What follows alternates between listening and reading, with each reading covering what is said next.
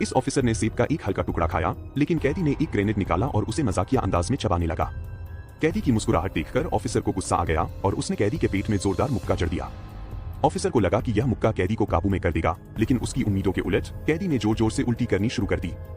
सबकी हैरानी के बीच कैदी ने अपने मुंह से एक लंबा रिबन खींचा, जिसके अंत में जर्मन साम्राज्य का एक पदक जुड़ा हुआ था। ऑफिसर का चेहरा सख्त हो गया और उसने गुस्से में पूछा, ये सब क्या है?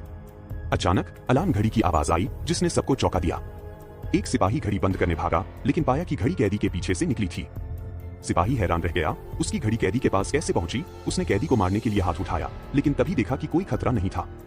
सारे सिपाही अपनी गंभीरता छोड़ हंसी में फूट पड़े और कैदी को मस्खरा मानकर उसका मजाक उड़ाने लगे। लेकिन उन्हें नहीं पता था कि ये सब कैदी की एक बड़ी योजना का हिस्सा था।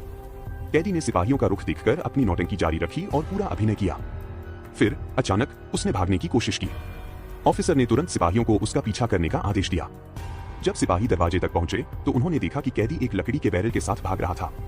सिपाही फिर से सहज हो गए और हंसी मजाक में उसे पकड़ने लगे। जैसे ही बैरल जमीन पर गिरा, कुछ अजीब हुआ। कैदी अचानक गायब हो गया।